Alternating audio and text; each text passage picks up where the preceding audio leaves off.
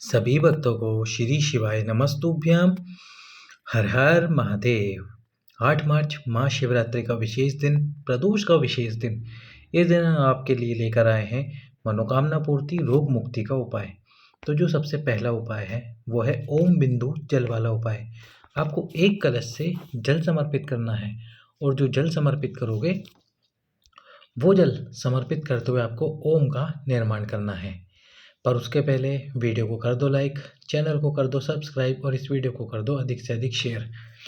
तो आपको क्या करना है, शिवरात्रि वाले दिन प्रदोष काल में, कब प्रदोष काल में जाना है शिव मंदिर, और शिव मंदिर जाते समय एक कलश जल लेके जाना है और इस कलश से आपको जल समर्पित करना है। और जल जो समर्पित करोगे उस जल से आपको ओम बनाना है। ओम किस प्रकार से बनाना है वो मैं आपको इस वीडियो में भी दिखाई देता हूँ कि ओम किस प्रकार से निर्माण करना है आपको ओम का। और उसके साथ में जब आप एक बार जल समर्पित करना प्रारंभ कर दो तो उस जल की धार को आपको तोड़ना नहीं है, उस जल की धार को आपको रोकना नहीं है, लगातार समर्पित करते जाना है और उस आपकी मनोकामना, आपकी मन की बात बाबा से बोलनी है। तो जल देखो कैसे समर्पित करना है आपको। सबसे पहले आपको शिवलिंग में आप जानते ही हैं, सीधे हाथ पर भगवान गणेश जी, उल्टे हाथ पर कार्तिकेय जी, बीच में माता अशोक सुंदरी, ये माँ पार्वती जगत जननी का हस्तकमल, और फिर ये भगवान शंकर का शिवलिंग। और जो ऊपर जलाधारी होती है वो महादेव की 5 बेटियों का स्थान, जया, विशरा, शामली वाली, दोतली और देव। तब आपको जल समर्पित करना है। जल कैसे समर्पित करोगे आप? सबसे पहला जल जो समर्पित करोगे वो समर्पित करोगे ये भगवान गणेश जी के स्थान पर। फिर बिना धार तोड़े आपको आना है माता अशोक सुंदरी के स्थान पर। फिर उसके बाद आना है भगवान कार्तिकेय जी के स्थान पर। फिर आपको जल की धार तोड़नी नहीं है और इस प्रकार से फिर जाना है यहाँ से माँ जगत जननी आद्य शक्ति के हस्तकमल पर। जब यहाँ तक आप जल चढ़ाते हुए आ जाओगे फिर आपको जल समर्पित करना है भगवान शंकर के शिवलिंग पे। तो इस प्रकार से आपको एक ओम का निर्माण करना है जल चढ़ाते हुए। और जब जल चढ़ाते हुए आप ओम का निर्माण करोगे, ओम निर्माण करके भगवान शंकर के शिवलिंग पे पूरा जल समर्पित कर दोगे, आपके मन की अभिलाषा कर कर, आपके मन की बात बोलकर, तो आपके मन की बात बाबा अगली शिवरात्रि आने से पहले पहले सुन लेंगे और उस शिवरात्रि को जो आपने कामना की थी उस कामना को भी पूर्ण कर देंगे। अब हम चलते हैं महाशिवरात्रि के दूसरे उपाय की तरफ। दूसरा उपाय जो कि इस प्रकार से, यदि आप शिव मंदिर नहीं जा पाए महाशिवरात्रि वाले दिन तो ये 3 स्थान पर जरूर जाएं। वो 3 स्थान कौन से हैं? एक है पिपलेश्वर महादेव, एक है बेलकेश्वर महादेव और एक है बटकेश्वर महादेव। तो ये 3 महादेव का स्मरण करते हुए 3 स्थान पर आपको जाना है। तो जो सबसे पहले जाना है, आपको एक ही कलश का जल लेकर जाना है। यदि शिव मंदिर नहीं जा पाओ तो एक ही कलश का जल लेके जाओ 3 स्थान पर। सबसे पहले पीपल के वृक्ष के नीचे जाओ, पिपलेश्वर महादेव के नाम से उस कलश में से जल समर्पित करो। ये जो जल समर्पित आप कर रहे हो आपके जीवन की विषम परिस्थितियों को समाप्त करने के लिए, साथ ही साथ में यदि आपको कोई रोग है तो तीनों महादेव का स्मरण करते हुए जो जल आप समर्पित कर रहे हो उस जल को अपने शरीर पर लगा लो।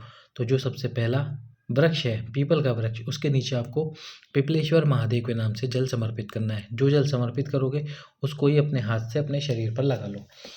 दूसरे जो जगह आपको जाना है वो जाना है बेलपत्री के वृक्ष के नीचे। बेलपत्री के वृक्ष के नीचे बेलकेश्वर महादेव, कौन से महादेव?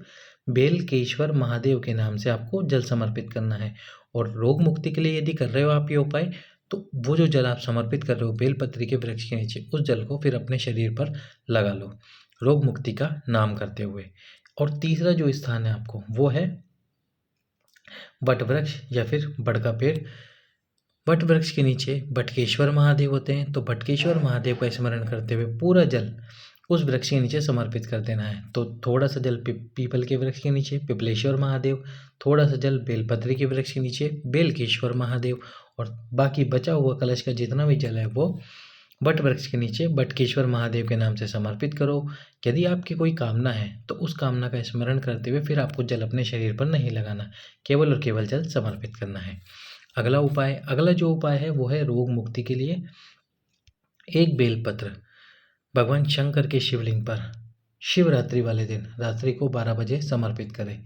यदि मंदिर में आप समर्पित नहीं कर पाते तो फिर जो आपका घर है, घर में जो शिवलिंग हो उस शिवलिंग के ऊपर आपको ये बेलपत्र समर्पित करना है।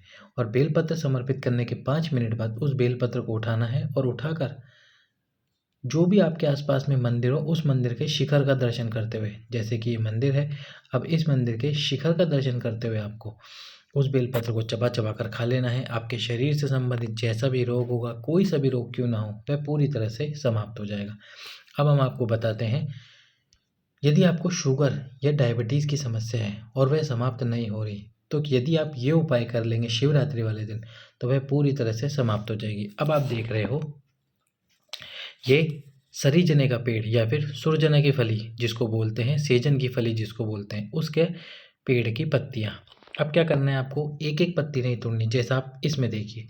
अभी आप देख रहे हो कि ये सारी पत्तियाँ एक साथ हैं, तो आपको इस प्रकार से ये एक पूरी पत्ती का गुच्छा लेना है। ये जो एक कहलाता है पूरी पत्ती का गुच्छा, जिसको बोलते हैं झूमर। ये झूमर की तरह दिखाई देता है, इसलिए इसको झूमर कहा जाता है। तो इस प्रकार से आपको एक एक करके जो सुरजना की फली है, सेजन की फली है, उसके 31 झूमर, कितने झूमर, 31 झूमर तोड़ लेने हैं महाशिवरात्रि के एक दिन पहले।